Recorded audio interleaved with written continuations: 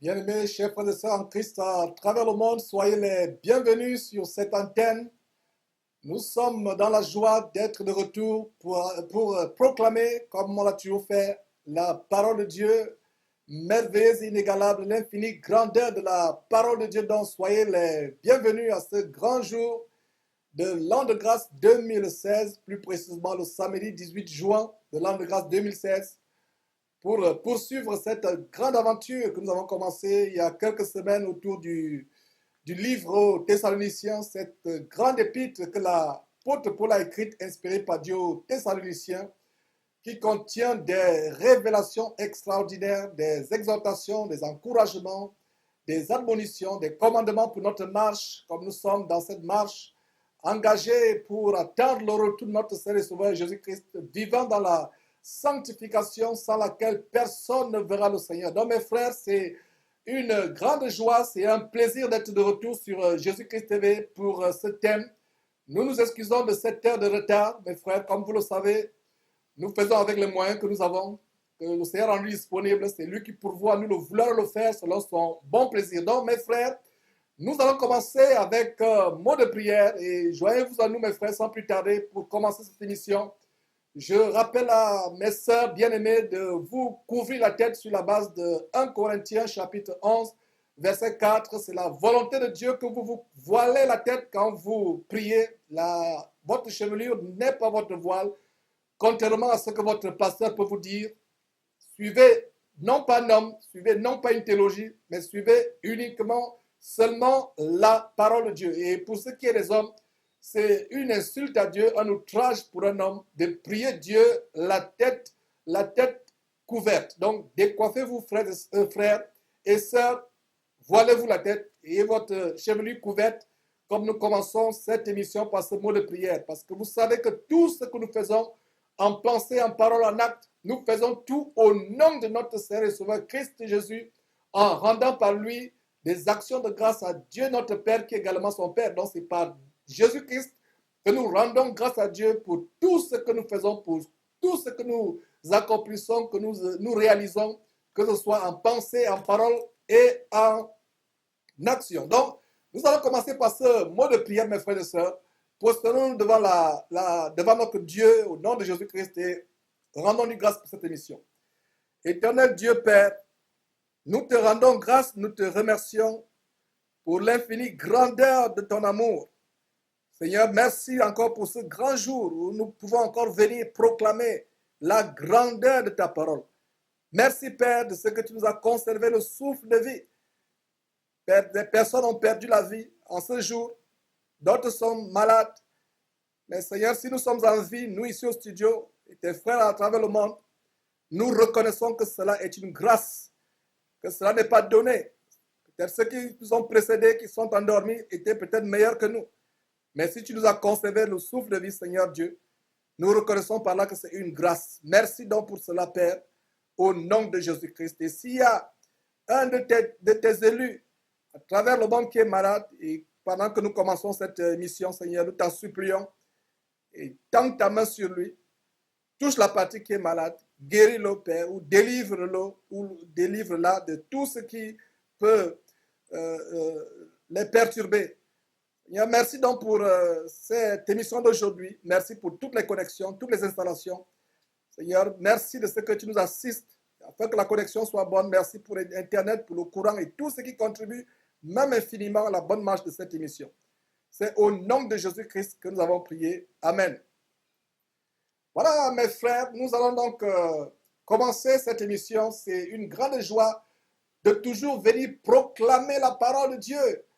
La parole de Dieu est merveilleuse. Et le Seigneur Jésus-Christ nous disait sur la base de Matthieu chapitre 4, verset 4, que l'homme ne vivra pas de pain seulement, mais que l'homme vivra aussi de toute parole qui sort de la bouche de Dieu. Donc nous devons aller à la parole de Dieu. Mes frères et sœurs, c'est la meilleure nourriture que nous puissions avoir. La nourriture pour notre âme, la nourriture pour notre salut. Nous devons aller à la parole, abondamment de parole, aimer la parole de Dieu.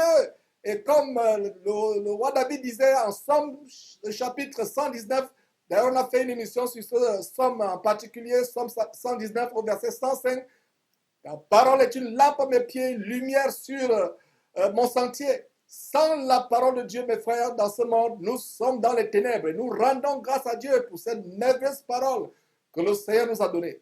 Mes frères, donc on va commencer, comme nous l'avons annoncé il y a quelques jours, soit par la newsletter, la lettre d'information que certains reçoivent, ou soit par Facebook, et en passant par rapport à la lettre d'information. Et s'il y a certaines personnes qui aimeraient avoir directement des informations de Jésus-Christ TV, les émissions ou des nouvelles importantes ou des émissions ou des annonces importantes, vous êtes bienvenus à vous abonner sur le site. Voilà, il y a une fenêtre quand vous allez sur le site. Il y a un endroit où vous pouvez vous abonner, soit à contact, soit quand une fenêtre jaillit. Quand vous ouvrez, il y a une fenêtre qui vous demande si vous voulez vous abonner. Donc, c'est une meilleure façon d'être en contact, de ne rater aucune vidéo, aucune émission, aucune annonce.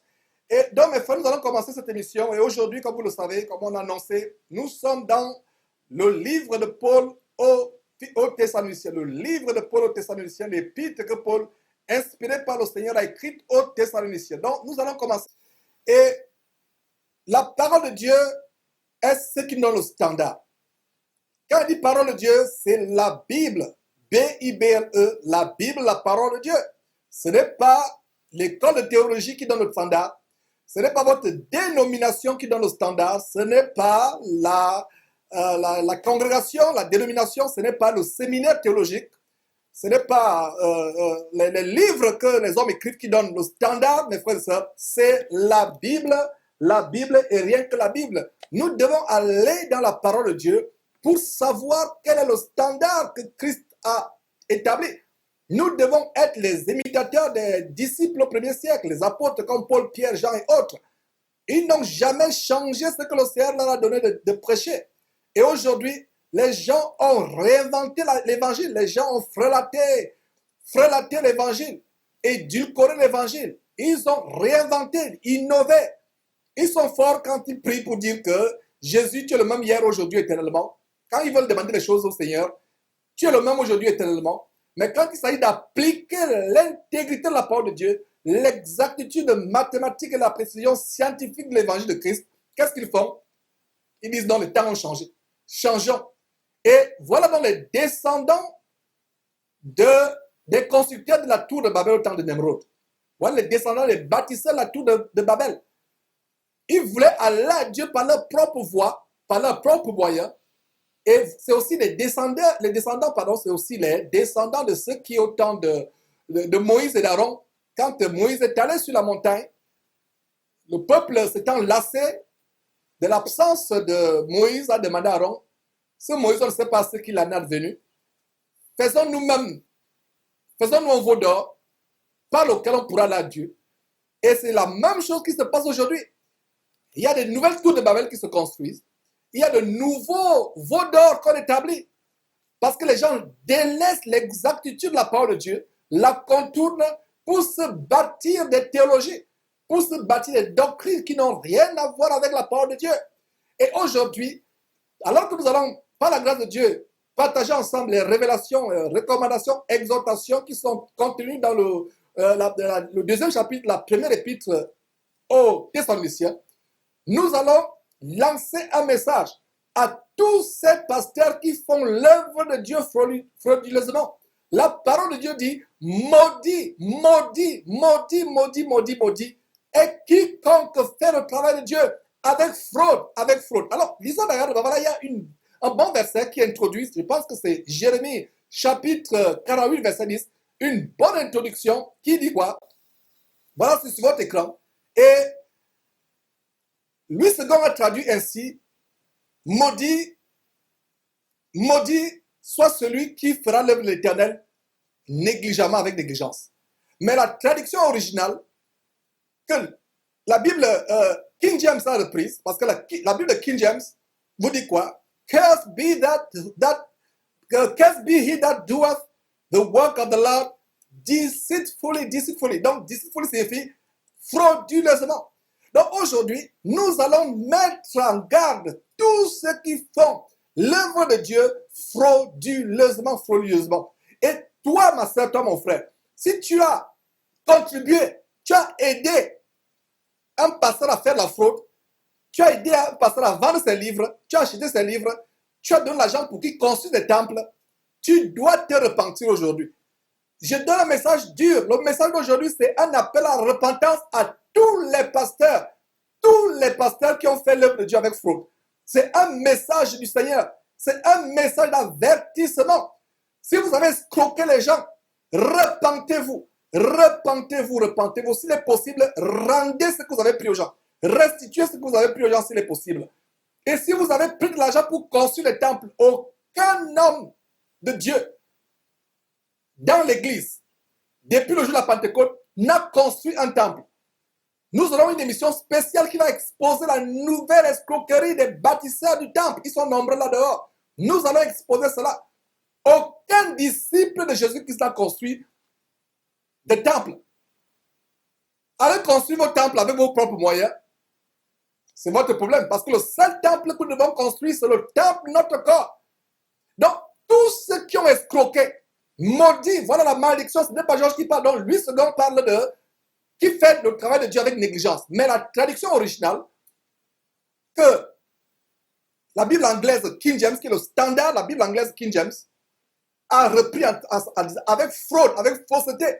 Et ça, c'est ce que la Bible de Martin a repris aussi, la Bible de Martin, en disant, maudit soit celui qui fera l'œuvre de l'Éternel frauduleusement. Maudit. Quand nous disons que ce sont les enfants de malédiction, ce n'est pas Georges qui parle. Aujourd'hui, c'est un appel. C'est un appel de la part du Seigneur à la repentance. Tous ces faux pasteurs doivent se repentir qui ont fait l'œuvre de l'Éternel frauduleusement. C'est un message de repentance. La fraude, la fraude, la fraude, la fraude. Escroquer. Prêcher l'évangile avec des motifs impurs. Prêcher l'évangile pour se faire un nom. Prêcher l'évangile pour emmagasiner des fortunes, pour construire des gratte-ciels. Nous allons exposer cela. C'est un message de repentance. Maudit. Mes frères, ce verset qui est sur votre écran me fait trembler de foi. Mais ce verset ne fait pas trembler de foi ceux qui ont la conscience morte marquée au fer rouge. Ils n'ont pas la conscience qu'ils font le mal. Ils vous amassent avec les paroles flatteuses. Et on va voir des versets, en même temps que nous serons dans ce chapitre, on va passer le temps dans ce chapitre, mais je vous montrerai les versets clés qui nous montrent comment le Seigneur nous a donné le standard. Et ce standard, nous l'avons en Matthieu chapitre 10, verset 8. Vous avez reçu gratuitement, donné gratuitement. Ils font des livres qu'ils vendent. Ils vous font payer les prières, les délivrances. Si toi, ma soeur, mon frère, soi-disant, tu as donné l'argent à un pasteur pour qu'il t'impose les mains, pour qu'il te baptise, pour qu'il prie pour toi, pour ta famille, si tu as payé quelque chose, soi-disant venant de Dieu, à un pasteur, répands-toi parce que non seulement ce pasteur est maudit, tu es aussi maudit avec lui. Voilà le message que j'ai reçu du Seigneur pendant que je préparais cette émission. Non seulement les pasteurs sont maudits, eux qui font l'œuvre frauduleusement, tous ceux qui ont contribué à leur fraude, acheter ces CD, acheter leurs CD, acheter leurs livres, payer leur séminaire, payer leur concert, quand leur chanteur vient chanter. Tous ceux qui ont fait, y compris moi, nous tous, nous devons demander pardon à Dieu. Demandons pardon à Dieu pour toute fois où nous avons participé à la fraude, même de manière passive. C'est le temps de la repentance. Le Seigneur Jésus revient bientôt. Vous avez vu, on a fait projeter en début de semaine, disons le week-end passé, ce rituel satanique en pleine inauguration du tunnel le plus grand dans le monde. Les temps sont finis. Il ne reste plus beaucoup de temps. Aujourd'hui, c'est l'appel à la repentance à tous les pasteurs qui font l'œuvre de l'Éternel frauduleusement. C'est l'appel à la repentance. L'appel à la repentance aussi pour tous ceux qui ont soutenu les pasteurs dans leur fraude. Vous l'avez peut-être fait dans l'ignorance. Vous ne savez peut-être pas que votre pasteur ne doit pas construire un temple. Vous ne savez peut-être pas que votre pasteur ne peut pas vous faire vendre les cours bibliques. J'ai vendu les cours bibliques par le passé. Moi qui vous parle. Mes frères et sœurs, j'ai le cœur brisé à y penser. J'espère que vous aussi, vous aurez le cœur brisé. Pourquoi vous vous enracinez dans la voie du mal? Pourquoi vous enracinez dans la voie du péché? Je lève la voix parce que l'enfer sera terrible. Le Seigneur dit que maudit, maudit soit celui qui fera l'œuvre de l'Éternel comment? Frauduleusement. Mentir, escroquer. On vous a montré ce Marc Londa, ce fornicateur qui a été surpris en flagrant délit de fornication et de masturbation avec une prostituée sur Skype. Sa nudité et sa souillure ont été exposées sur la place publique. Il accumule crime sur crime. Il revient dire que non, Georges lui a demandé pardon. Il monte des fausses photos, des faux messages avec mon nom. Mes frères, ces gens n'ont pas peur de Dieu. Où est partie la crainte de Dieu dans notre génération? Où est partie la crainte de Dieu? Ce Dieu qui frappait dans l'Ancien Testament, au point où la terre pouvait s'ouvrir pour engloutir les gens, au point où les pierres pouvaient tomber du ciel pour détruire une armée ennemie, au point où le feu pouvait se déclencher pour brûler. C'est le même Dieu hier, aujourd'hui, éternellement.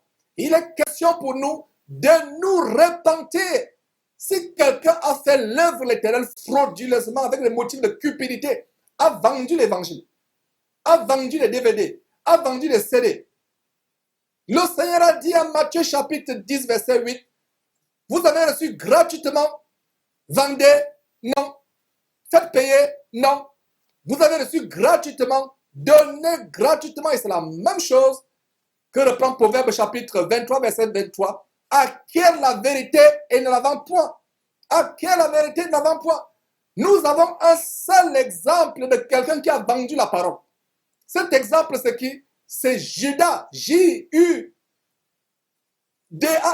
Il a vendu la parole. Vous allez me dire, mais Georges, comment a-t-il vendu la parole? Si tu me poses la question, c'est que tu n'as pas lu Apocalypse chapitre 19, verset 13, qui dit que Jésus-Christ est la parole de Dieu. Donc, Judas, en vendant Jésus-Christ, en recevant en échange les 30 pièces d'argent, a vendu la parole. Et cet argent a servi à quoi? Cet argent a servi à acheter un terrain. Donc, cette personne aujourd'hui qui se livre dans la course, c'est une course effrénée, une course de concurrence, qui va bâtir le plus grand temple, qui va bâtir qui aura le plus grand hôtel. C'est des projets de vanité. C'est la fraude. Aucun disciple du Seigneur Jésus-Christ n'a bâti le temple. Aucun. Aucun n'a bâti un temple. Aucun. Les gens vont me dire, mais Georges, qu'en est-il dans le temple que le fils de David, le roi Salomon, a bâti? Allah, Jérusalem, et voyez si ce temple existe. Le Seigneur Jésus n'a-t-il pas dit, détruisez ce temple et en 3 jours, je le relèverai? Je le relèverai. Quel était le message derrière? C'était que le temple de Jérusalem devait être remplacé par le temple qui est en Jésus-Christ. Et que vous et moi formons. C'est ce temple que nous devons bâtir chacun individuellement, étant le temple de Dieu. La demeure du Saint-Esprit, là où Dieu séjourne, ce n'est pas dans les temples, les pierres mortes. La Bible, d'ailleurs, Pierre parlait, Pierre disait, nous sommes des pierres vivantes. Aujourd'hui, les gens vont dans les pierres mortes. Et les gens me disent, je vais à l'église. Comment toi l'église? L'église c'est toi, mon frère, c'est toi ma soeur. Et dimanche, tu t'habilles et tu vas dans une église, ça c'est des pierres mortes. La véritable église que nous devons bâtir, c'est l'église, notre corps. Je préfère avoir tout le monde entier comme ennemi. Je préfère être détesté par tout le monde, mais je donnerai ce message. Montrez-moi un verset pour dire que ce que je dis n'est pas vrai. Beaucoup vont raisonner. En Corinthiens chapitre 10, verset 5 dit quoi? Nous renversons les raisonnements et toute terre qui se lève contre la connaissance de Dieu et nous amenons captives alors, toute pensée à l'obéissance de Christ. Et c'est ce que Jacques, le disciple, merveilleux disciple de l'apôtre du Seigneur Jésus, qui disait que mettez la parole de Dieu et ne vous bornez pas à l'écouter en vous trompant vous-même, pas de faux raisonnements. Pas de faux raisonnements. Les gens vont raisonner. Montrez-moi un seul verset dans la Bible où un disciple de Jésus-Christ a acheté un terrain pour construire un temple. Montrez-moi. D'où vient cette course effrénée à l'achat des temples? D'où vient cette concurrence débridée pour qui aura le plus grand temple au Congo? en France, en Côte d'Ivoire, à Abidjan, à Libreville au Gabon, à Douala au Cameroun. D'où vient cette course effrénée de la construction des temples? Ils vous escroquent. Nous aurons une émission spéciale, plaise à Dieu, la semaine prochaine, où nous allons dénoncer tous ces pasteurs qui sont livrés dans la plus monstrueuse escroquerie qui consiste à soutirer l'argent aux pauvres pour construire des églises mortes, des pierres mortes. Ces temples, au retour de Jésus-Christ, ne seront pas enlevés. L'enlèvement, c'est l'église de Christ qui s'est enlevée. Donc, toi, ma soeur, qui me dit mon église, je vais à l'église de mon pasteur. À propos de, pour faire une partage, je l'ai toujours dit, je ne me lasserai pas de vous dire les mêmes choses. Votre pasteur qui dit mon église, quel est le disciple de Jésus-Christ qui a dit son église? Ils accomplissent leur projet pharaonique. Ils réalisent les projets que leur esprit, leur amour propre, leur ego, leur narcissisme, leur vanité, leur envie. Ils se font la concurrence les uns les autres. Qui va construire le meilleur temple? Les motifs sont les motifs de jalousie, les motifs de concurrence, les motifs de matuvisme. Matuvisme. Le matuvu, se faire voir. Parce qu'on a réalisé des projets de vanité. Mes frères et sœurs, ce sont des projets de vanité. Ce sont des projets de vanité. Le message du Seigneur aujourd'hui, cessez de servir le Seigneur avec fraude. Suivez les pas du Seigneur Jésus-Christ. Si le Seigneur Jésus-Christ avait voulu construire des temples, il aurait commencé lui-même à construire le meilleur temple de Jérusalem. Ses disciples auraient construit des temples. Les temples seraient multipliés. Et la pratique des temples a commencé quand l'empereur romain Constantine, soi-disant, s'est converti. Je dis bien soi-disant s'est converti. Mais n'a fait qu'une chose, infiltrer le paganisme romain dans l'église primitive. Voilà comment les gens ont commencé à construire des temples en imitation au temple païen. Quand votre pasteur construit son temple, c'est une abomination qu'il construit. C'est une abomination et vous soutenez ces choses. Vous les soutenez. Mon frère, ma soeur, si tu as contribué, donné ton argent à un pasteur pour construire le temple, répands-toi avant qu'il soit trop tard. Tu as contribué à la fraude. Tu as contribué à la désobéissance.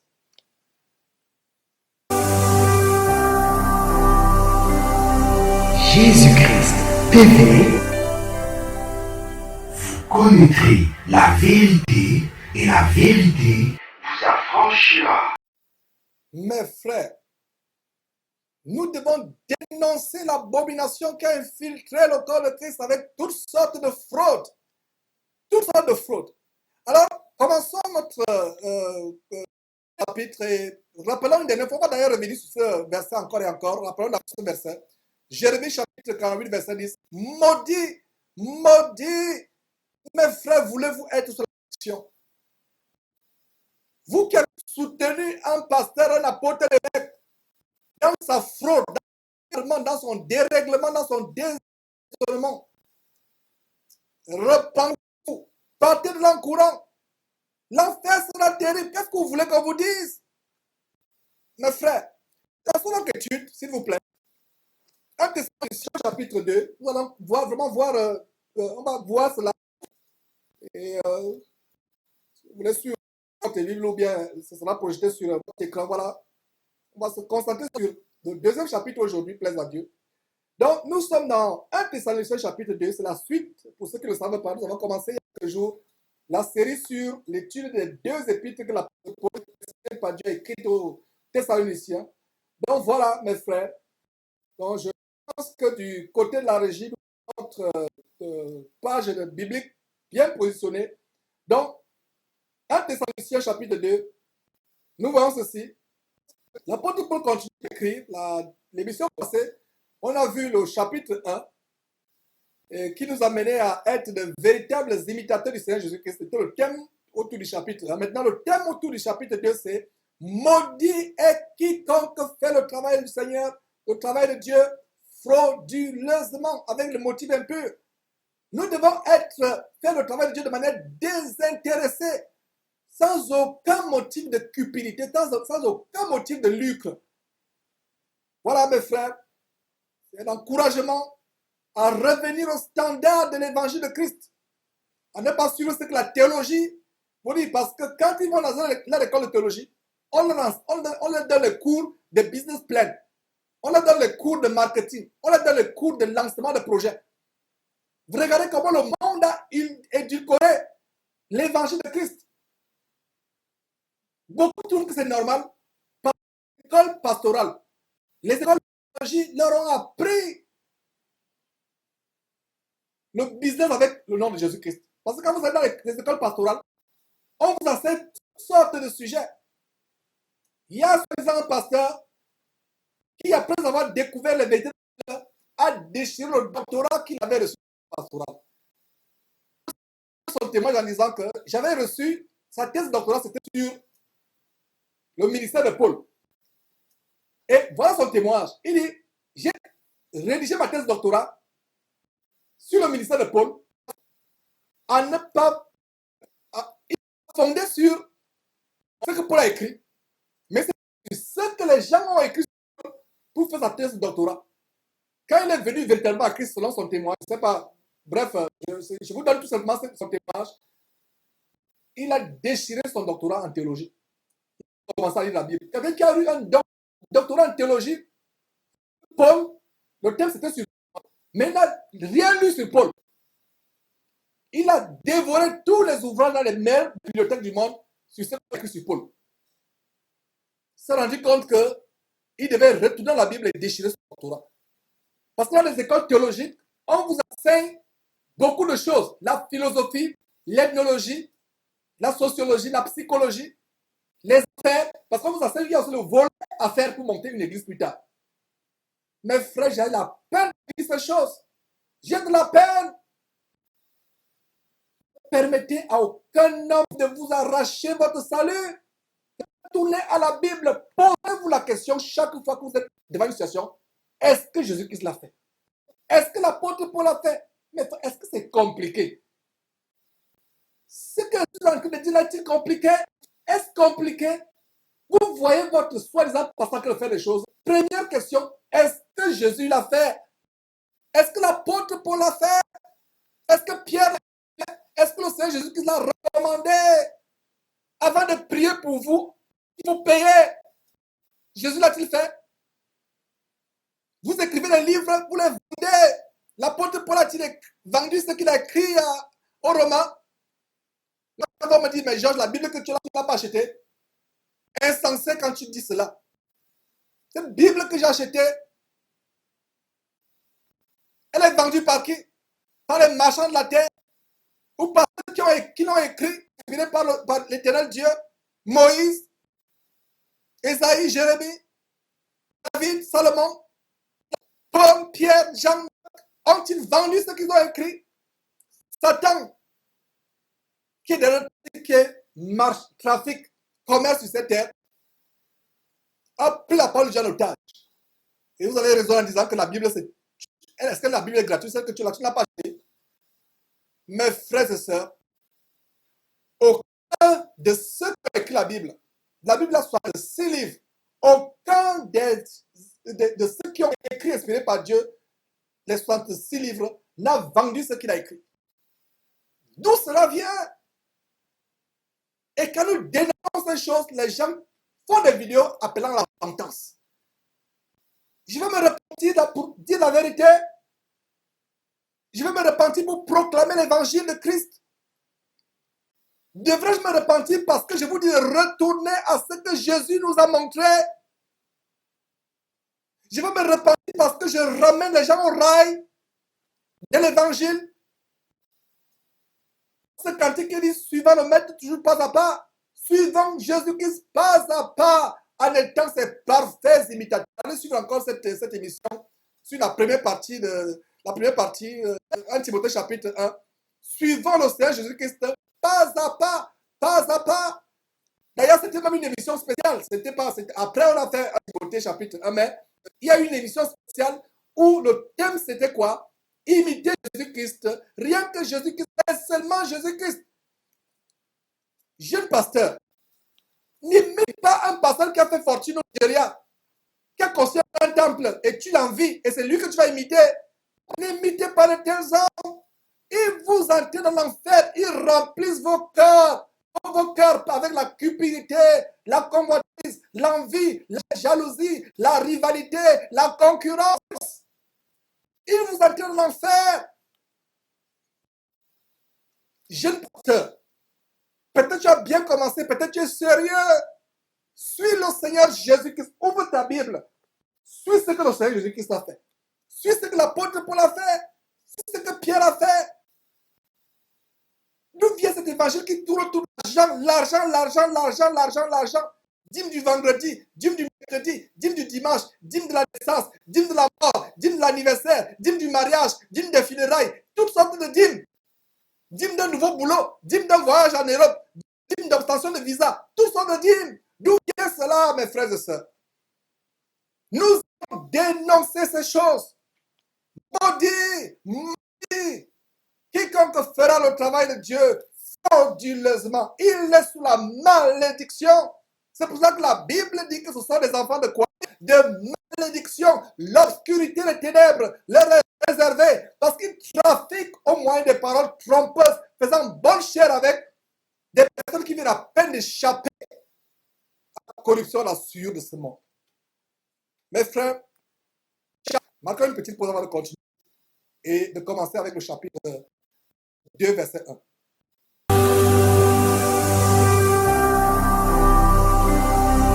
Jésus-Christ TV, vous connaîtrez la vérité et la vérité. Mes frères, 2 Thessaloniciens chapitre 1 Thessaloniciens, pas 2, 1 Thessaloniciens chapitre 2 verset 1. Nous allons donc commencer à partager ce passage autour de ce thème. Maudit est celui qui fera l'œuvre de l'Éternel frauduleusement. Alors, l'apôtre Paul continue à écrire aux Thessaloniciens en disant ceci, verset 1. 1 Thessaloniciens chapitre 2 verset 1, nous voyons ceci. Verset 1, vous savez vous-même, frères, que notre arrivée chez vous n'a pas été sans résultat. Voilà. L'apôtre Paul commence à dire que le résultat, l'arrivée chez eux a été avec beaucoup de résultats. Et le verset 2 continue en disant, après avoir souffert et reçu des outrages à Philippe, comme vous le savez, nous prîmes de l'assurance en notre Dieu pour annoncer l'évangile de Dieu au milieu de bien des combats. Pour ceux qui ne le savent pas, et je l'ai toujours dit, le mot combat, et on a vu cela dans une émission, je ne sais pas si c'était l'étude de l'épître aux Philippiens, la série sur les études de l'épître de Paul aux Philippiens. La parole de Dieu que nous prêchons, mes frères, c'est avec beaucoup de combats. Parce que les ennemis de l'évangile sont nombreux. Les ennemis, il y a des hommes là qui sont les ennemis de Dieu, il y a des femmes qui s'y mettent, qui font des vidéos pour contredire la vérité. Et quand vous les voyez, visiblement, elles ont une apparence de prostituées. Les lèvres qui sont tellement brillantes comme si elles ont mis de la graisse de porc mélangée au sang. Avec les cheveux, faux cheveux, en nylon. Mais elles ont l'outrecuidance diabolique, jézabélique, de venir proclamer la parole de Dieu. Même les femmes s'y mettent. Il est temps pour ces femmes et pour ces hommes qui combattent contre la vérité de se repentir. De se repentir. Mieux aurait voulu pour ces femmes et ces hommes qui sont rebelles à la vérité, qui combattent la vérité, mieux aurait valu pour ces femmes et ces hommes de ne pas voir le soleil que de voir le soleil venir dans ce monde et combattre la vérité. Le sort d'un avorton qui est mort dans le ventre de sa mère sera meilleur par rapport à ces personnes. Mieux aurait valu pour ces personnes de ne même pas venir au monde que de venir au monde et de se rebeller contre l'évangile de sanctification, de sainteté, de piété, de pureté. L'évangile qui condamne la cupidité, qui condamne la fraude avec le nom de Jésus-Christ. qui condamne le business avec le nom de Jésus-Christ. Quand nous prêchons ces choses, c'est nous qu'on appelle à nous repentir. Nous n'allons pas nous repentir. Nous allons prêcher ces choses avec la plus grande énergie. Tous les jours, vous allez entendre les mêmes choses. Il n'y aura pas de nouvel évangile. Donc, le verset 2 dit quoi? Et c'est le verset 2 nous montre que c'est les combats. Donc, lisons, mettons l'accent sur le verset 2. Donc, après avoir souffert et reçu les outrages à Philippe, l'apôtre Paul a reçu les outrages. Les outrages parce qu'il défendait l'évangile pur du Seigneur. Ceux qui suivent véritablement les traces de l'apôtre Paul vont aussi recevoir les outrages. Les insultes ne nous font rien. Les calomnies, les mensonges comme les mensonges à notre égard, les moqueries, les calomnies ne nous disent rien. Comme ce faux pasteur pornographe qui ment disant que nous avons demandé pardon d'avoir exposé sa prostitution avec une prostituée sur Skype. Les gens vont mentir, nous calomnier, dire du mal de nous. Nous allons recevoir des insultes, des moqueries. Toutes sortes d'injures, même des injures raciales. Nous allons les recevoir. Et c'est une joie pour nous de recevoir les calomnies. C'est une joie pour nous de recevoir les médisances. C'est une joie pour nous de recevoir toutes ces choses. Parce que nous participons à la coupe du Seigneur Jésus-Christ. La coupe qu'il a bu. Avec douleur, avec souffrance. Il a été rejeté. C'est qu'on a craché sur lui. Les Juifs se raclaient la gorge pour déverser sur son visage la bitume qui est dans leur gorge. On crache la bitume. Se racle la gorge pour cracher la bitume sur le visage du Seigneur. On l'a flagellé. On l'a insulté, on s'est moqué de lui. On a tressé une couronne avec des épines en se moquant de lui. Alors, roi des Juifs, prends cette couronne puisque tu es notre roi. Mais le Seigneur Jésus, quand il reviendra, aucun homme sur terre ne pourra se moquer de lui. Les rois de la terre, les grands de ce monde, demanderont aux pierres, aux montagnes de les couvrir. Quand ils trembleront de la fureur du roi des rois, du Seigneur des seigneurs, quand il reviendra. Mes frères, verset 2. Donc Paul a souffert des outrages. Paul, Sylvain, Timothée. Donc après avoir souffert et reçu des outrages, non seulement d'autres disciples. Donc après avoir souffert et reçu des outrages à Philippe, comme vous le savez, nous prîmes de l'assurance à notre Dieu. C'est la même assurance que tout serviteur du Seigneur Jésus-Christ doit prendre, malgré les outrages, malgré les calomnies, les persécutions, les tribulations, les injures, les rejets, les abandons, etc. Après avoir souffert et reçu des outrages à Philippe, comme vous le savez, nous prîmes de l'assurance à notre Dieu pour vous annoncer l'évangile de Dieu au milieu de bien de combats. Donc il y a les combats. Alors, le verset 3, c'est le verset sur lequel nous avons ce thème d'aujourd'hui. Maudit est celui qui fera l'œuvre de l'Éternel frauduleusement. Donc voilà, le verset 3 dit ceci quoi? Car notre prédication ne repose ni sur l'erreur, ni sur les motifs impurs, et ni sur la faute. Mes frères et sœurs, soulignons motifs impurs et ni sur la faute. Donc, la prédication de l'apôtre Paul ne reposait nullement sur des motifs impurs. Beaucoup se lèvent là, deviennent pasteurs pour fuir le chômage. Ils se retrouvent aux États-Unis, au Canada, ils se retrouvent en Europe. Certains hommes sont en Afrique, ils n'ont rien à faire. Ils ont cherché le boulot, ils n'ont pas pu avoir le boulot. L'évangile pour eux, c'est un moyen de sortir du chômage. C'est un moyen d'avoir une activité.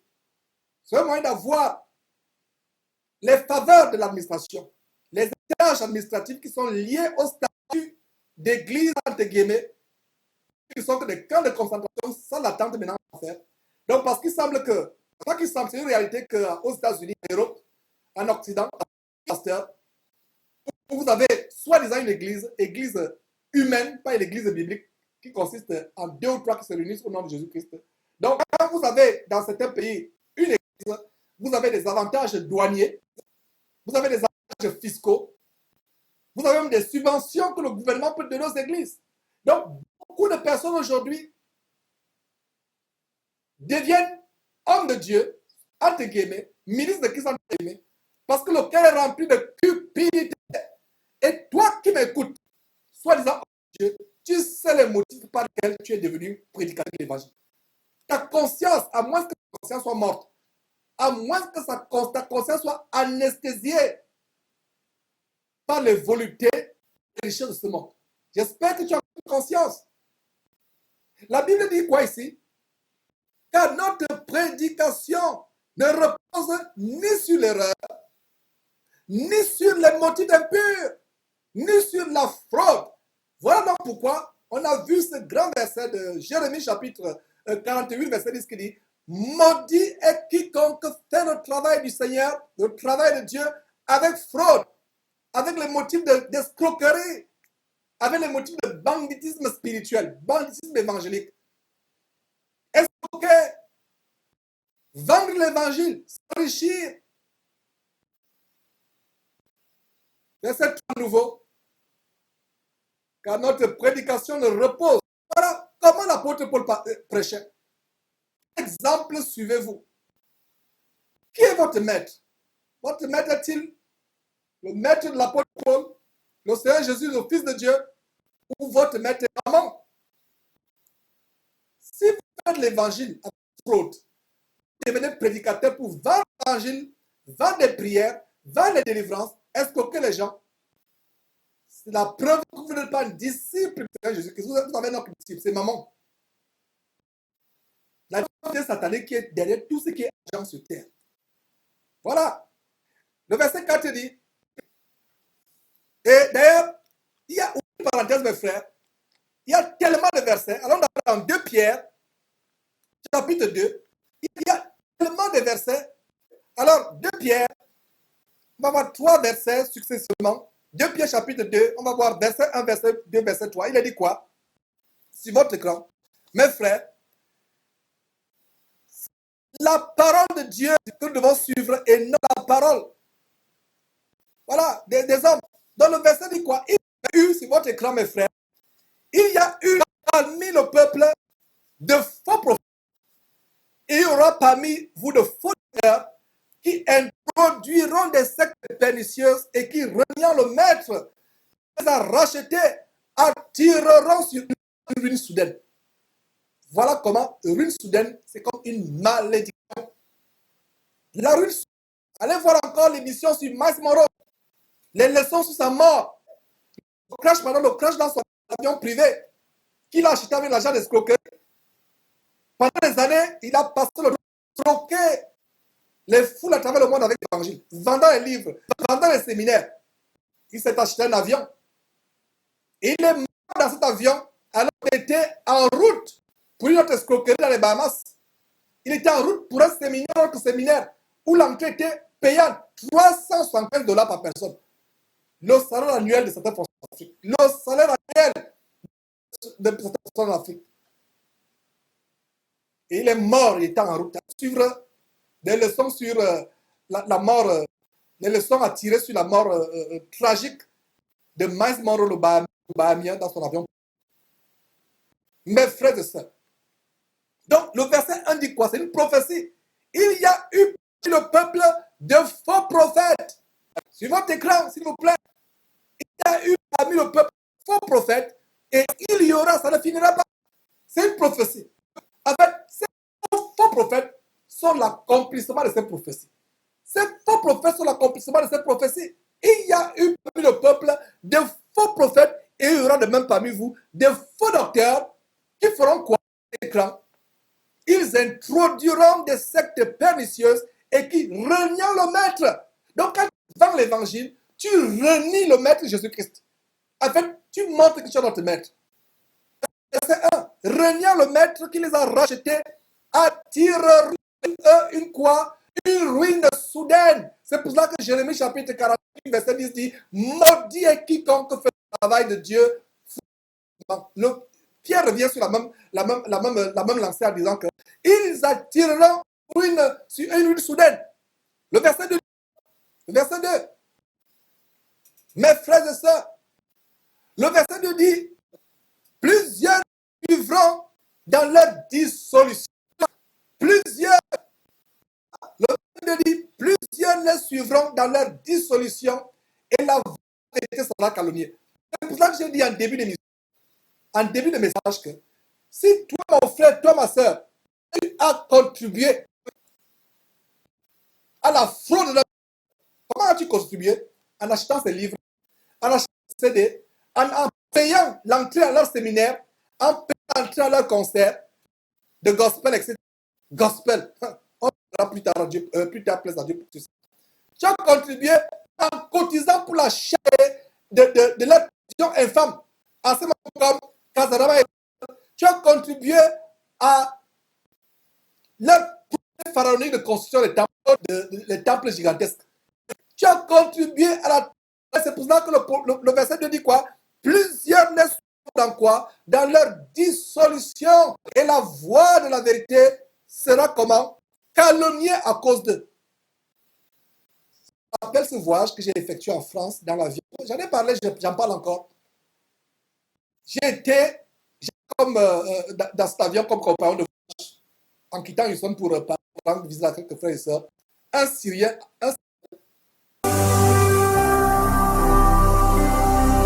Jésus-Christ TV,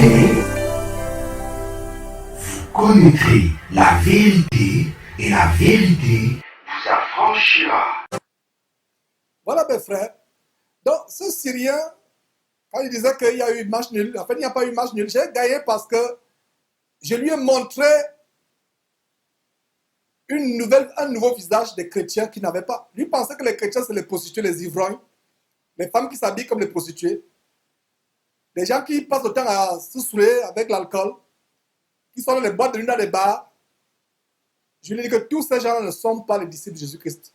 C'est les personnes qui professent, qui prétendent être les disciples de Jésus-Christ, mais qui ne le sont pas. Je lui ai dit que le vrai chrétien vivra une vie de piété, de sobriété. La vraie femme chrétienne ne s'habillera pas comme une prostituée, n'aura pas les faux cheveux sur la tête. Elle va se couvrir la tête quand elle prie. Donc ce Syrien musulman était vraiment choqué d'apprendre que tout ce qu'il pensait des chrétiens, je lui annonce autre chose. Et pourquoi je vous passe cet exemple? C'est parce qu'il était sur le bord de l'évanouissement quand je lui ai dit que la parole de Dieu n'est pas à vendre. Si vous voyez un pasteur chrétien qui vend l'évangile, ce n'est pas un véritable chrétien. Il n'en revenait pas. Et qu'est-ce qu'il m'a dit? C'est la même chose avec le Coran. Tout ce que les musulmans font est gratuit. Le Coran est gratuit, m'a-t-il dit. Ils ne vendent pas les cours. Ils ne vendent pas leur culte. Le produit de leur culte, c'est gratuit. Voilà comment les gens qui sont pourtant dans la voie d'égarement, l'islam c'est la voie d'égarement, parce que la seule voie c'est Jésus-Christ, mais qui font des choses que nous, chrétiens, nous devons faire. Et c'est pour ça que mes frères, je vous ai dit, le verset 2, nous étions à 2 Pierre chapitre, en fait, on ouvre une parenthèse, parce que le thème aujourd'hui c'est 1 Thessaloniciens chapitre 2, mais nous ouvrons des parenthèses pour soutenir ce message, parce que l'apôtre dans 2 Thessaloniciens, plutôt 1 Thessaloniciens chapitre 2 verset 3 disait que notre prédication ne repose ni sur l'erreur, ni sur les motifs impurs, ni sur la fraude. C'est pour ça que 2 Pierre chapitre 2 nous dit ceci: suivront ces faux pasteurs, ces faux prophètes dans leur dissolution. Donc, vous allez prendre les balles perdues. Vous qui les suivez dans leur fraude, vous qui les soutenez, qui contribuent à leur fraude, quand ils font des campagnes d'appel de dons, vous participez. Voilà comment l'argent que vous leur donnez pour leur fraude, vous êtes vous-même dans la malédiction. Vous êtes même dans la ruine. Et voilà comment la voie de la vérité calomnie. C'est pour ça que vous êtes, voilà le bout de passage qui m'a mené à prendre l'exemple avec l'exemple de ce Syrien. La voie de la vérité est calomniée. Il trafique au moins des paroles trompeuses. Voilà mes frères. La parole de Dieu est claire. Beaucoup vont les suivre dans leur dissolution, nous dit 2 Pierre chapitre 2 verset 2. beaucoup les suivront dans la dissolution. Et c'est ainsi que la voix de la vérité sera calomniée. Notez ce verset, mes frères et sœurs, sur votre écran. Chapitre 2. La voix de la vérité sera calomniée. Calomnier, les gens vont calomnier. Vous parlez que le monde passe. Avec l'évangile, l'extravagance avec l'évangile de Jésus-Christ. Aujourd'hui, quelqu'un qui recherche véritablement la piété, un Américain qui est fatigué de vivre dans le monde, il va se tourner vers les musulmans, il va se tourner vers les bouddhistes. Pourquoi il va fuir les chrétiens? Parce qu'il va vous dire que j'ai passé le temps d'aller dans les boîtes de nuit. Je ne veux pas quitter ma vie de boîte de nuit pour aller encore dans une vie de boîte de nuit, dans ce qu'ils appellent église, mais qui ne sont que des maisons de joie chaque dimanche. Donc mes frères, voilà. Alors au verset 3, sans transition, le verset 3 nous donne une autre écriture merveilleuse. Il dit quoi? Par cupidité. Dans le motif. Le motif, c'est la cupidité. Par cupidité, feront quoi? Par cupidité, ils trafiqueront de vous au moyen de trompeuses. Eux que menace depuis longtemps la condamnation. La condamnation menace depuis longtemps. Et dont la ruine ne sommeille point. Dont la ruine ne sommeille point. Voilà une mise en garde. C'est pour ça que Jérémie, plusieurs siècles avant la venue de Jésus-Christ sur terre, disait ceci: maudit quiconque fera l'œuvre de l'Éternel frauduleusement. Par cupidité. Ils trafiquent, ils sont les paroles trompeuses. Regardez ce qu'ils font pour soutirer l'argent afin de bâtir leurs églises, de les construire. C'est un langage de ruse. Et ils savent être éloquents. Ils vous amorcent par leur convoitise, par leur cupidité. Ils vous disent des choses. Voilà, par cupidité, ils font quoi? Ils trafiqueront de vous au moyen de paroles trompeuses, eux que menace longtemps la condamnation et dont la ruine ne sommeille point. La ruine ne sommeille point pour ces gens-là. Alors au verset 17, le verset 17 dit ceci, toujours dans 2 Pierre. C'est un message à tous ceux qui ont fait le travail de l'Éternel frauduleusement, de se repentir, de cesser d'arrêter. Parce que le Seigneur va frapper, frère.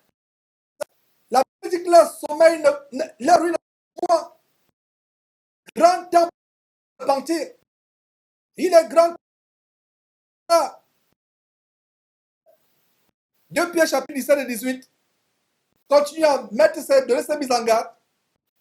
Mes frères, d'abord au verset 14, 17 et 18. Allez, tout au chapitre 2, de 2 Pierre chapitre 2, mes frères. Donc, nous sommes au chapitre 14 qui nous montre. Donc, chapitre 14 dit quoi? Ils ont les yeux, mes frères, sur votre écran, ils ont les yeux pleins d'adultère. Beaucoup parmi eux sont mariés et remariés. Ils prennent les femmes des autres, ils arrachent les femmes des autres, comme Karabiri qui s'est marié avec une femme dont le mari vit toujours. Si cet homme lisait la Bible, il aurait comme commandement du Seigneur qui dit que celui qui épouse une femme divorcée commet l'adultère. Non seulement il commet l'adultère, c'est la fornication avec leurs ouailles. Cela, ce n'est plus seulement au niveau des femmes, c'est même aux hommes. Sodomisant les petits garçons dans les églises. Donc, ils ont les yeux, comment ça, mes frères, pleins d'adultère et insatiables au péché. Comme cet homme qui est venu mentir, insatiable. Cet homme a été surpris en flagrant délit de pornographie avec une prostituée sur Skype. Sa nudité a fait le tour du monde.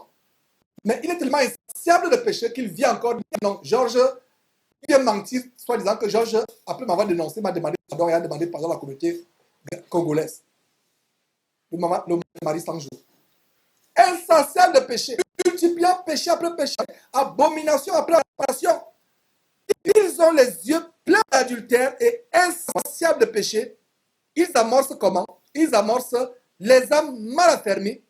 Ils ont au cœur exerçant la cupidité. Ce sont les enfants de malédiction. Ils amorcent les âmes mal affermies. Et vous qui les suivez, voici ce que dit la parole de Dieu. Âmes mal affermies. Tout ce qui vidéo là pour dire que non, Georges a en fait trop. Georges ne doit pas dénoncer. Voilà, la Bible parle de vous. Âme mal affermie. Vous pensez que vous êtes dans la voie, mais vous n'êtes pas dans la voie. Verset 14 dit quoi? Ils ont, regardez un peu l'image du verset 14. 2 Pierre chapitre 2, verset 14. Ils ont quoi? Les yeux pleins d'adultère. Et insatiables de péché. Ils pêchent, ils ne se rassasient pas. Ils pêchent, ils ne se rassasient pas de péché. Insatiables de péché. Ils amorcent les âmes mal affermées. Ils ont le exercé la cupidité. Ils se sont exercés à escroquer. Quel exercer? Vraiment, ce passage est fort. Allez lire tout le chapitre 2 de 2 Pierre. 2 Pierre, chapitre de Lisa en entier. Ils sont le cœur, la langue exercée à mentir, à voler, à escroquer. Le verset 17, toujours dans 2 Pierre, chapitre 2, verset 17. Ce sont des enfants, ce sont des fontaines sans eau. Les nuées que chassent l'obscurité, les nuées que chassent un tourbillon, l'obscurité des ténèbres leur est réservée. Des fontaines sans eau. Des nuées que chasse un tourbillon. Ce sont les nuées, le tourbillon les chasse. Qu'est-ce qu'il leur est réservé? L'obscurité des ténèbres leur est réservée. C'est pour ça que Jérémie chapitre 48, verset 10 dit: malheur quiconque fera le travail du Seigneur frauduleusement, avec les motifs de cupidité, s'enrichir au-delà des misérables personnes qui cherchent le Seigneur Jésus-Christ. D'ailleurs, il y a aussi des personnes, ces pasteurs sont aussi la punition des gens qui n'aiment pas la vérité, qui aiment le mensonge. Les faux pasteurs sont aussi la punition, je répète que les faux pasteurs sont aussi la punition de Dieu pour ceux qui aiment le mensonge, pour ceux dont les oreilles démangent pour entendre des choses agréables. Ils n'aiment pas entendre les prédications contre le péché, mais ils aiment entendre des choses agréables. Comment construire le temple, comment agrandir le temple. Dans quel verset de la Bible Dieu a demandé à un de ses disciples, les disciples sont fils de Jésus-Christ, de construire un temple? Montrez-moi ça le verset. Je viendrai véritablement demander pardon. Continuons au verset 18. 2 Pierre chapitre 2, verset 18, dit ceci. Avec des discours enflés de vanité, il faut voir la vanité, comment ils se vantent. Regardez, ils ont l'assurance, une assurance diabolique, une assurance luciférienne, un culot diabolique. Regardez comment, quand ils prêchent, ils se vantent. D'autres même postures comme Masolo Tunation reviendra sur lui dans cette émission spéciale sur la grande escroquerie des constructeurs de temples, des bâtisseurs de temples.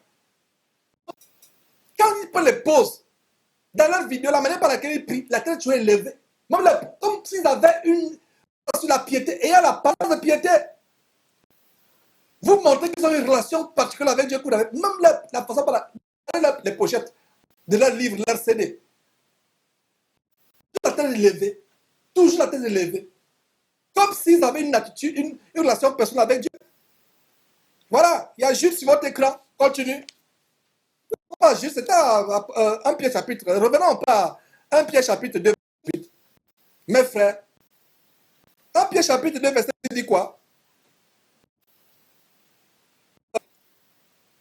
Avec des discours enflés de vanité, ils amorcent par les convoitises de la chair, par les dissolutions, ceux qui viennent à peine d'échapper aux hommes qui vivent dans l'égarement.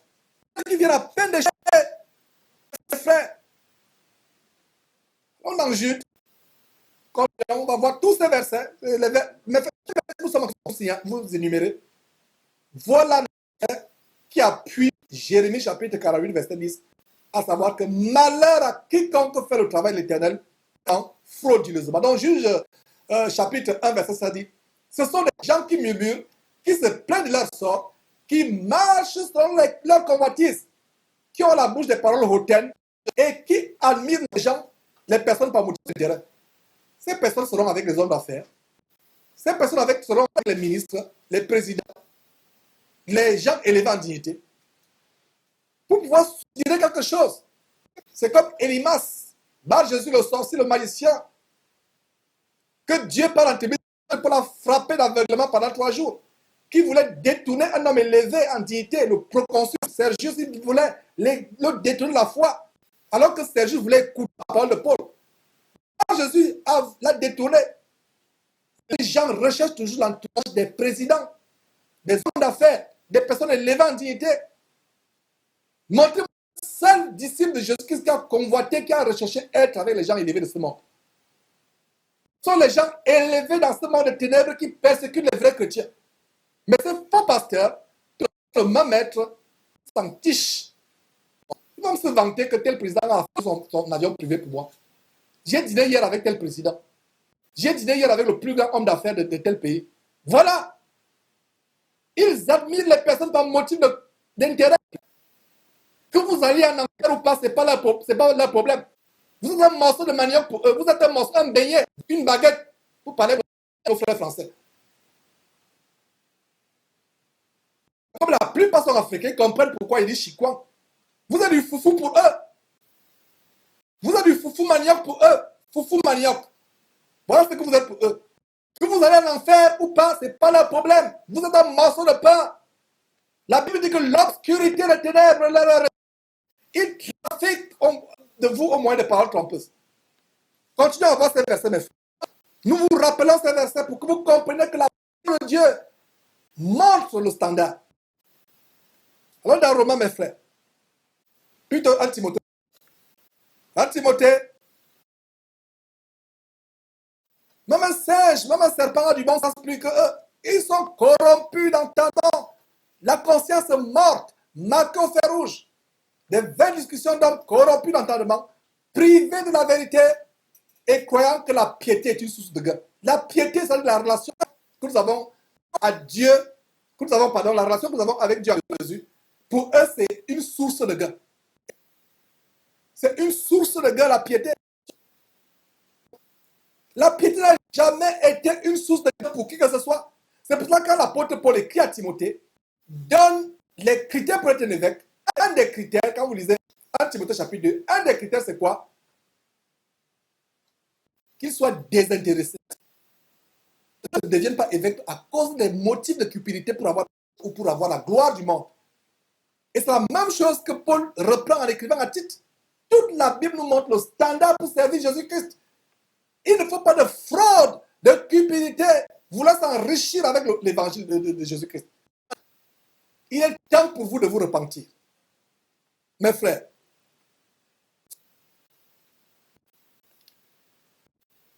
continuons à exposer ces choses. Dans Romains chapitre 16, verset 16, plutôt verset 18. Alors Dieu parle de ces gens, regardez tout l'évangile. Romains chapitre 16, verset 18 dit quoi? Car de tels hommes font quoi? Ne servent point notre Seigneur Jésus-Christ, mais leur propre ventre. Leur propre ventre. Autant de Paul, où Paul écrit Romains, Paul disait leur propre ventre. Mais aujourd'hui, ils sont quand même dépassés les Romains parce que non seulement ils servent leur propre ventre, mais ils servent aussi leur bas-ventre. C'est-à-dire ce qui est en dessous de la ceinture. Ils servent aussi leur bas-ventre. Voilà, violant les femmes, violant les enfants, hommes ou filles, faisant des choses pernicieuses, sur Skype se branlant avec les prostituées. Voilà ce qu'ils font. Car de tels hommes ne servent point notre Seigneur. Ne servent point Christ, ne servent point, il n'a pas dit ne servent pas. Ne servent point, absolument point, notre Seigneur, mais leur propre ventre. Paul écrivant au Romains disait leur propre ventre. Mais nous aujourd'hui, avec les témoignages qu'on a reçus, les choses qu'on vous a montrées, ils servent aussi leur propre bas-ventre.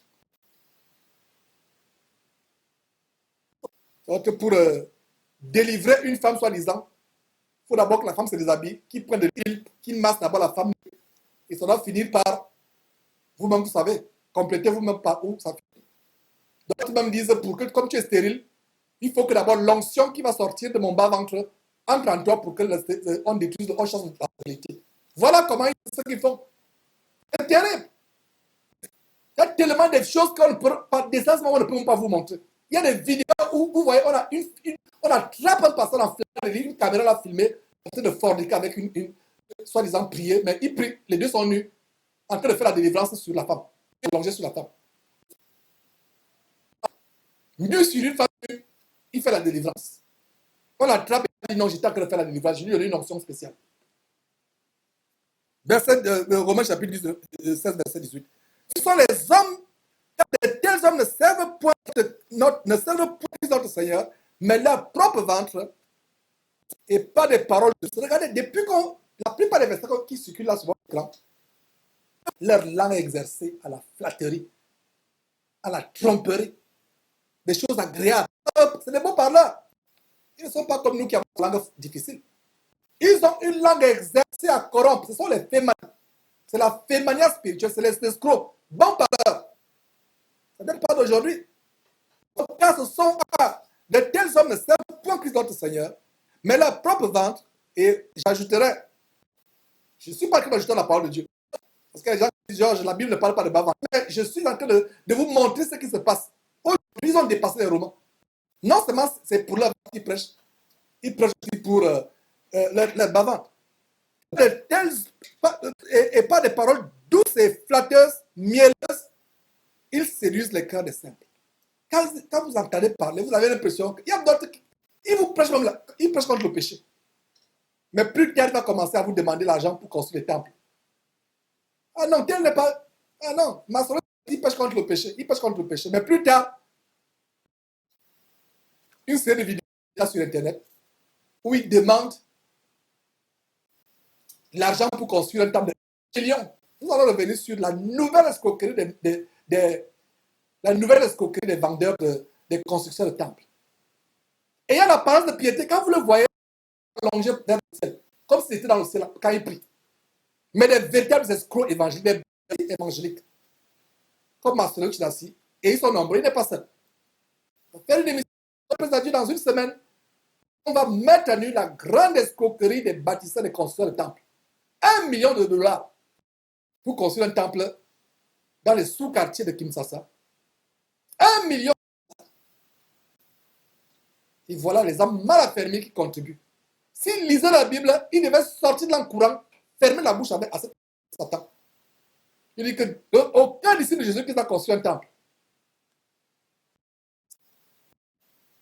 2 Corinthiens, mes frères, chapitre 2, verset 17. Continuons à voir les choses. Que vous compreniez le standard de l'évangile. Corinthiens, chapitre 2, verset 17. Voilà ce que l'apôtre Paul dit.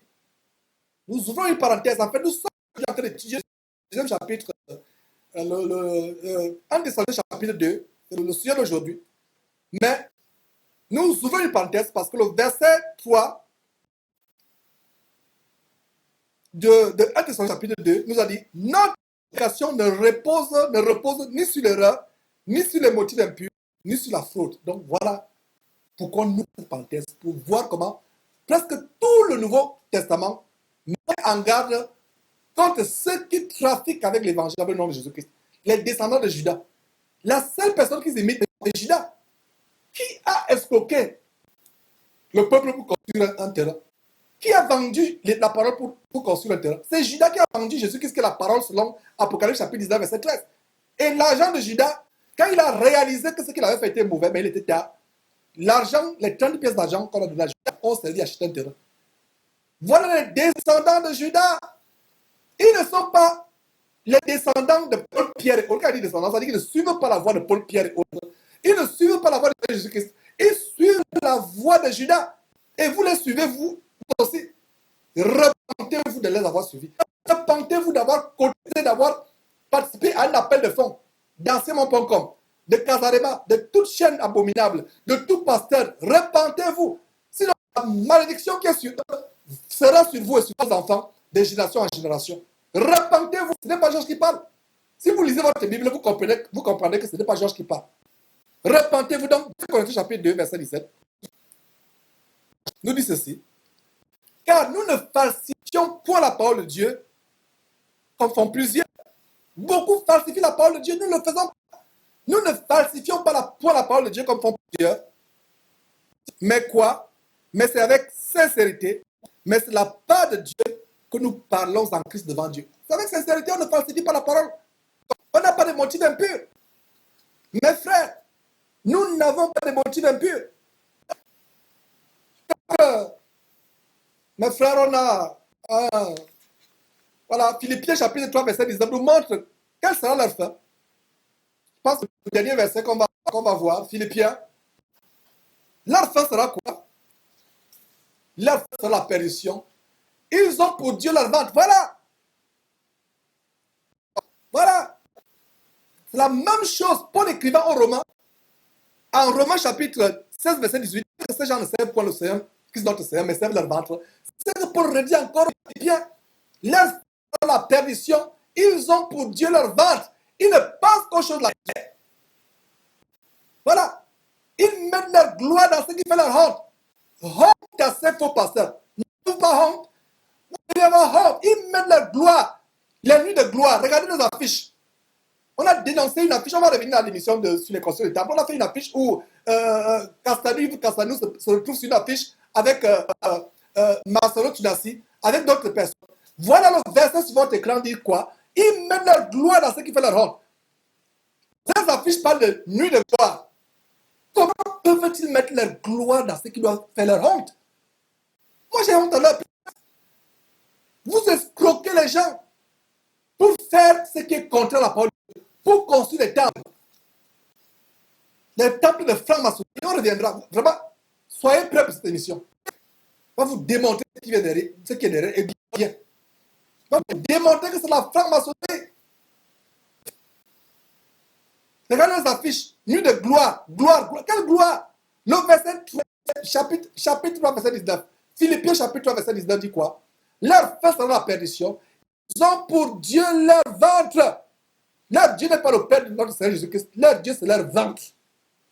Et de temps en plus même, leur ventre. Lubrique et pervers.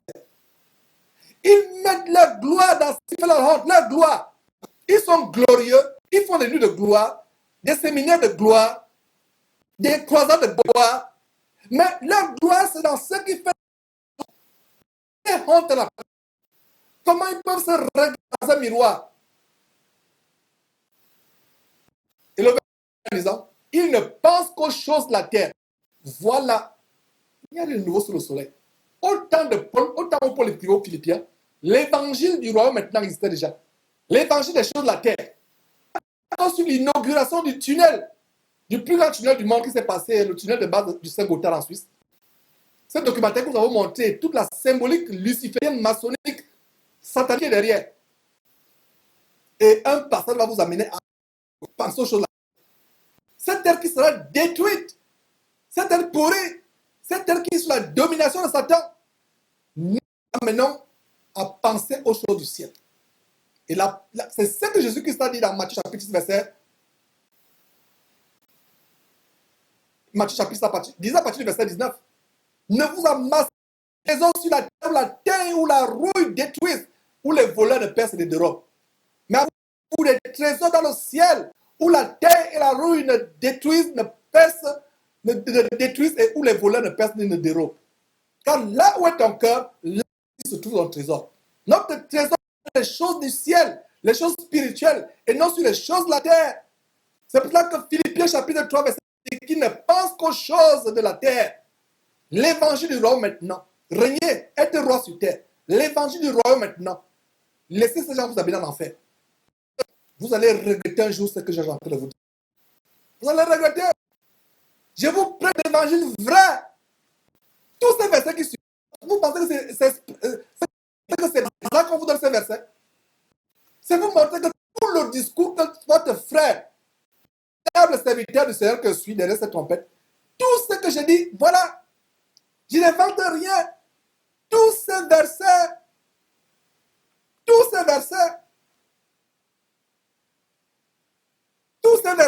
mes frères, continuons et terminons.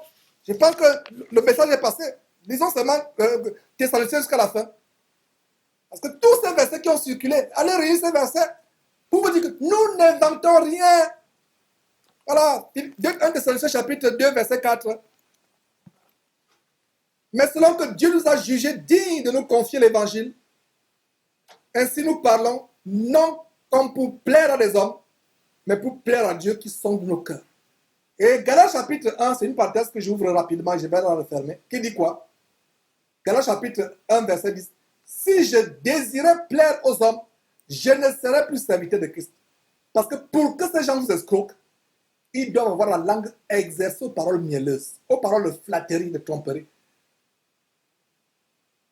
Personne ne doit nous aimer. C'est pour ça que je disais que je suis surpris Il y a quelques semaines, je vous ai dit que je suis surpris qu'on ait 36 000 likes sur Facebook. Quelques semaines seulement après, nous sommes passés de 36 000 likes à 52 000, 53 000 likes. 53 000 j'aime sur Facebook. Je suis surpris. Ça doit même être, ça peut flatter la chair, mais ça doit être inquiétant. Et j'ai compris que sur Facebook, vraiment, c'est des likes émotionnels. C'est des likes.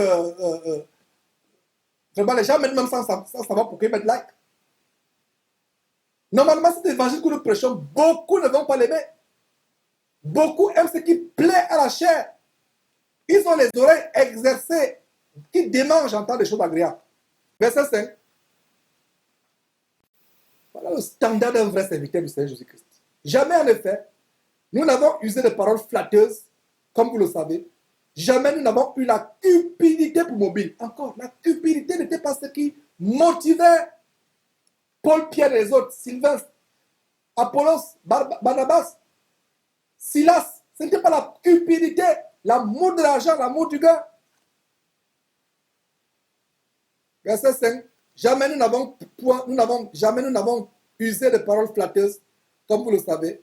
Jamais nous n'avons eu la cupidité pour mobile. Dieu est témoin. Dieu était témoin. Mais aujourd'hui, Dieu est témoin des abominations que ces faux pasteurs font. Vous pensez que Dieu ne voit pas? L'apôtre Paul dit Dieu est témoin. Dieu est témoin. C'est bien que Dieu soit témoin des bonnes choses que nous faisons. Mais c'est grave, mes frères et sœurs, si Dieu est témoin des malédictions que nous apportons, nous attirons sur nous et sur la vie des autres. Verset 6. Nous n'avons point cherché la gloire qui vient des hommes. Voilà. Nous n'avons point cherché la gloire qui vient des hommes. Ni de vous, ni des autres. Nous aurions pu nous produire avec autorité comme apôtres de Christ. Verset 7. Mais nous avons été pleins de douceur au milieu de vous, de même qu'une nourrice prend un temps de soin de ses enfants. Verset 9. Nous aurons voulu, dans notre vive affection, vous donner non seulement vous donner l'évangile de Dieu, mais encore nos propres vies, tant vous nous étiez devenus chers. J'ai lu le verset 8 qui est vraiment intéressant. Nous aurions voulu, dans notre vive affection pour vous, non seulement vous donner l'évangile de Dieu, mais encore nos propres vies, tant vous nous étiez devenus chers. Et voilà le standard, mes frères et sœurs, que le Seigneur Jésus-Christ a montré. Il n'y a pas plus grand amour que de donner sa vie pour les frères. Et l'apôtre Paul dit quoi? Non seulement dans leur vive affection pour les Thessaloniciens, il voulait leur donner non seulement l'évangile, mais leur propre vie. Mais aujourd'hui, c'est vos vies que ces pasteurs arrachent. Ils vous amènent même chez les sorciers pour vous envoûter, pour vous attacher, si vous ne le savez pas. Allez suivre les émissions sur Simon le magicien, les temps modernes, de cet Ivoirien, Maître Salomon, que nous avons pris en flagrant délit, la main dans le sac. Nous l'avons appelé, on s'est fait passer pour un pasteur qui achetait ses pouvoirs vaudou magiques. Et il s'est fait avoir. Beaucoup achètent leur pouvoir pour vous attacher. C'est pour ça que beaucoup de morts se trouvent dans leurs églises. Il y a des gens qui ont témoigné que chez Nuno Pedro, Charisma, par an, il y a plusieurs morts. Les gens meurent de manière mystérieuse, on n'en parle pas, ils disparaissent, ils sont morts, tel ne vient plus alors qu'il est mort. Les sacrifices humains dans ces églises. Il y a aussi le cas de montagne de feu. Cette église est pleine de faire une émission spéciale sur montagne de feu où la plupart des accidents qui arrivent, les morts, c'est par incendie. Voilà comment ils sont attachés à des démons d'incendie pour sacrifier les membres de leurs églises. Voilà.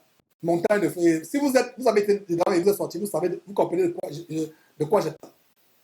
Et peut-être toi qui me suis, tu as même échappé dans un incendie pour avoir été dans montagne de feu.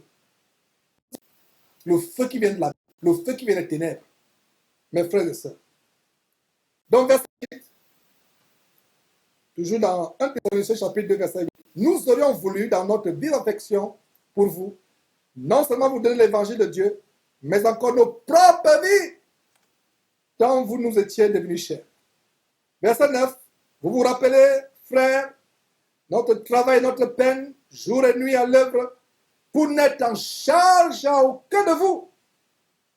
Nous vous avons prêché l'évangile de Dieu. Voilà. Paul n'avait-il pas le droit de vivre comme un roi? Paul n'avait-il pas le droit de se faire porter, de se faire ouvrir les limousines?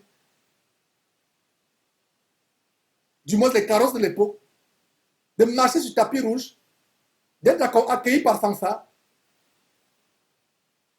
Paul, après avoir fait un miracle, ont été adorés par des peuples qui ont apprêté un taureau et des banquettes pour faire un sacrifice à Paul.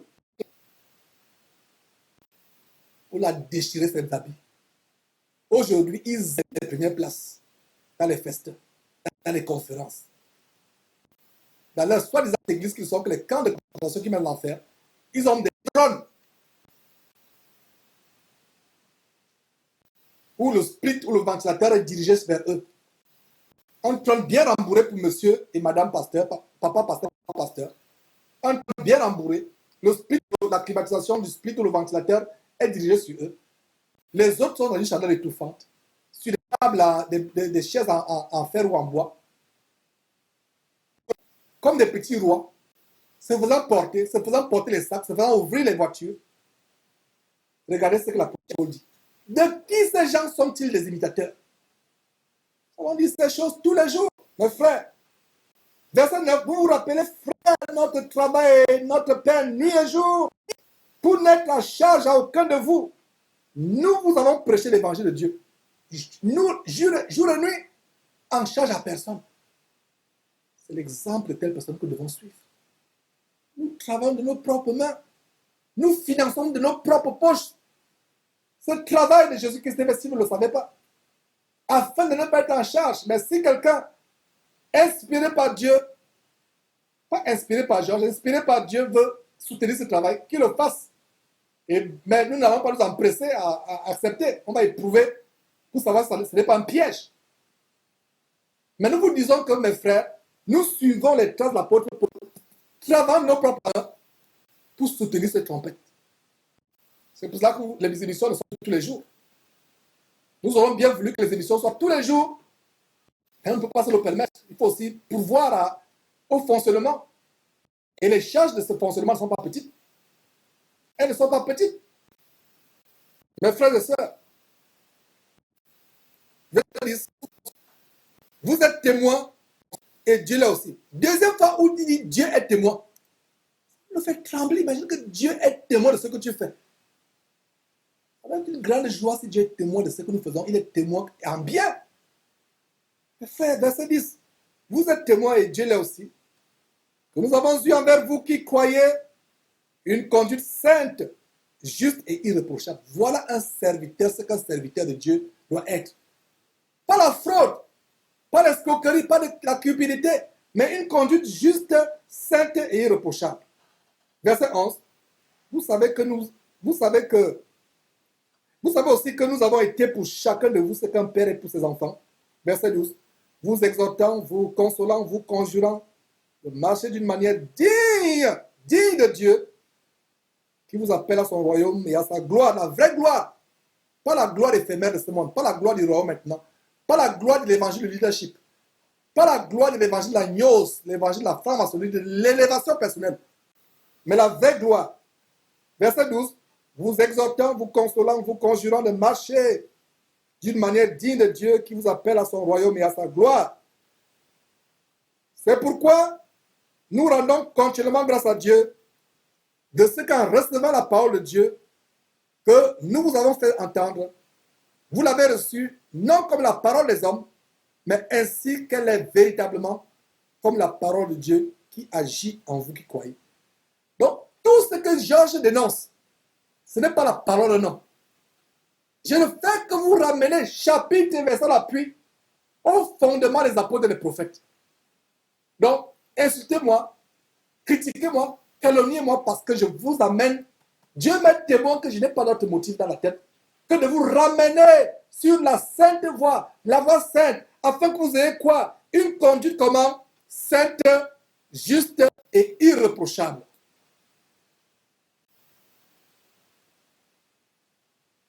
Donc, ce que je dis, comme le verset 13 dit, lisons encore le verset 13, c'est pourquoi nous rendons continuellement grâce à Dieu, mes frères et sœurs, de ce qu'en recevant la parole de Dieu, que nous vous avons fait entendre, vous l'avez reçue, non pas comme étant la parole des hommes.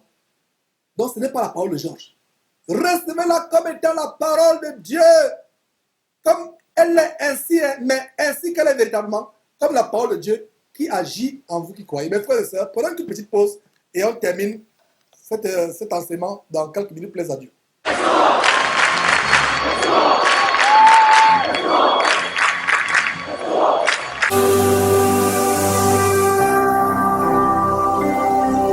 Jésus-Christ TV, vous connaîtrez la vérité et la vérité vous affranchira. Voilà mes frères. Verset 14, nous continuons.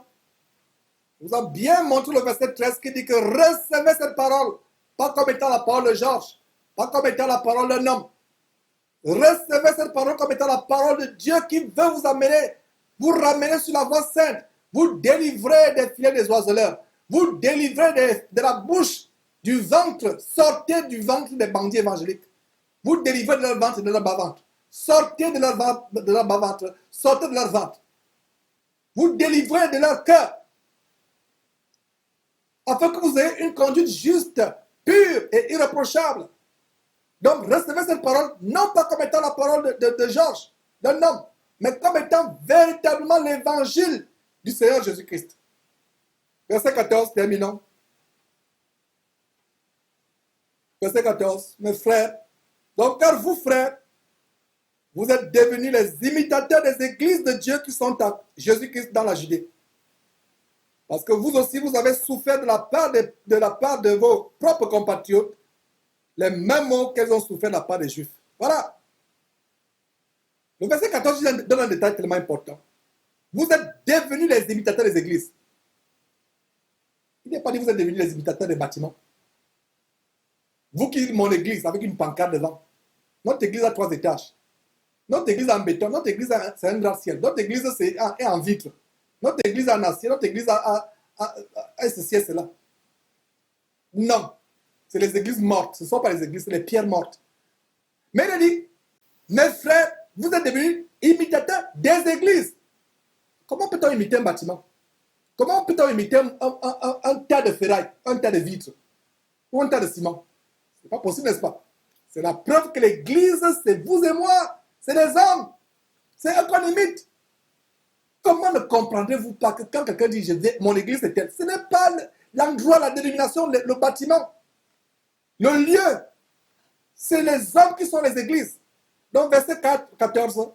Car vous, frères, vous êtes devenus les imitateurs des églises de Dieu qui sont en Jésus-Christ dans la Judée. Parce que vous aussi, vous avez souffert de la part de vos propres compatriotes les mêmes mots qu'elles ont souffert de la part des Juifs. Verset 15. Voyons, qui sont ces Juifs? Ce sont ces Juifs qui ont fait mourir le Seigneur Jésus et les prophètes, qui nous ont persécutés, ne plaisent point à Dieu et qui sont ennemis de tous les hommes. Voilà comment Dieu nous montre ces Juifs-là aujourd'hui. Et beaucoup de chrétiens veulent se faire judaïser, ils veulent retourner aux traditions juives. Peut-être qu'on reviendra là-dessus. Cette nouvelle tendance, c'est un chrétien. Alors que les Juifs sont petit à petit en train de reconnaître Jésus-Christ comme leur Messie, certains, soi-disant chrétiens, retournent au judaïsme, retournent vivre la loi de Moïse. C'est terrible. Ces Juifs ont persécuté, ont fait tuer le Seigneur Jésus-Christ et les prophètes. Nous ont persécutés dans le cas en Acte chapitre 7 d'Étienne, qui a été persécuté. Voilà, relisons le verset 15. Ce sont ces Juifs qui ont fait mourir le Seigneur Jésus et les prophètes qui nous ont persécutés, qui ne plaisent point à Dieu et qui sont ennemis de tous les hommes, verset 16. Nous empêchant de parler aux païens pour qu'ils soient sauvés, en sorte qu'ils ne cessent de mettre le comble à leur péché. Mais la colère a fini par les atteindre. Je relis le verset 16. Donc ces Juifs nous empêchant de parler aux païens pour qu'ils soient sauvés, en sorte qu'ils ne cessent de mettre le comble à leur péché, mais la colère a fini par les atteindre. Le verset 17 à 20, on termine cet enseignement d'aujourd'hui en lisant ceci. Pour nous, frères, après avoir été quelque temps séparés de vous, de corps mais non de cœur, nous avons eu d'autant plus ardemment le vif désir de vous voir. Verset 18. Aussi voulions-nous aller vers vous, du moins moi Paul, aussi, disons le verset 18 à nouveau. Aussi voulions-nous aller vers vous, du moins moi Paul, une et même 2 fois, mais Satan nous en a empêchés. Et voilà notre ennemi qui rôde toujours comme lion rugissant. Selon 1 Pierre chapitre 5, verset 7. Et sur la base de Jean chapitre 10, verset 10, qu'il ne vient que pour dérober, égorger et détruire. Et voilà comment l'apôtre Paul dit qu'il avait vraiment envie d'aller rendre visite à le vif désir de se rendre chez les Thessaloniciens. Mais notre ennemi, le diable, en a empêché. Il en a empêché. Verset 18. Qui est en effet notre espérance, ou notre joie, ou notre courant de gloire? N'est-ce pas vous, devant notre Seigneur Jésus, lors de son avènement? Oui, vous êtes notre gloire et notre joie. Mes frères et sœurs, je vais terminer en disant ceci.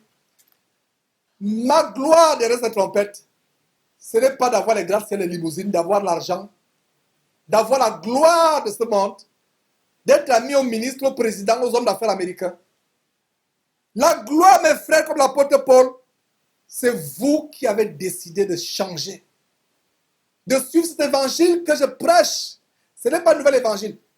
Ce n'est pas nouveau. C'est nouveau pour plusieurs parce qu'ils ont passé 20 ans, 30 ans, 10 ans, 40 ans, 50 ans à entendre la rapine, l'escroquerie spirituelle, le mensonge. Et quand on leur donne cet évangile, ils pensent que c'est nouveau. Ce n'est pas nouveau. Donc ma joie, c'est vous qui avez décidé de suivre véritablement le Seigneur Jésus-Christ. Ma joie, c'est vous qui avez décidé de vivre la sanctification sans laquelle personne ne verra le Seigneur. Ma joie, c'est vous qui avez décidé de ne plus vous laisser voler par les faux pasteurs, de ne plus vous laisser escroquer par les faux pasteurs. C'est ça, vous êtes ma joie. Beaucoup là sont ce que j'appellerais des masochistes spirituels. Masochistes, parce que c'est le masochisme. Quelqu'un qui aime se faire infliger de la douleur, qui aime être battu, trappé, torturé. Beaucoup aiment se faire torturer, se faire voler, se faire violer par les faux pasteurs. Quand nous dénonçons ces faux pasteurs, c'est même ces femmes qui ont été violées par ces faux pasteurs, qui couchent avec ces faux pasteurs, qui viennent poster les vidéos. Si vous ne savez pas, certaines filles qui postent les vidéos là ont couché avec ces pasteurs. On va dénoncer ces choses dans les jours à venir. Nous ne racontons pas les histoires. Ces vidéos qui sont là, ces ailes que vous voyez, ces filles de Jézabel c'est parce qu'ils ont couché avec ces faux pasteurs. C'est pour ça que les vidéos circulent. Ma joie est que vous avez reçu cette parole, non pas comme étant la parole de Georges, mais comme étant véritablement la parole du Seigneur Jésus-Christ qui agit puissamment en vous qui croyez. Voilà ma joie. Il a dit quoi? En effet, oui, verset 19, 1 Thessaloniciens chapitre 2, verset 19. Oui, vous êtes notre joie et notre couronne. Je reprends verset 19. Qui est en effet notre espérance, notre joie, ou notre couronne de gloire? Voilà la couronne de gloire. Ce n'est pas la couronne de gloire qui consiste à l'or, l'argent, les diamants, les limousines, les avions privés, des gratte-ciel, les studios de télévision les plus huppés du monde entier.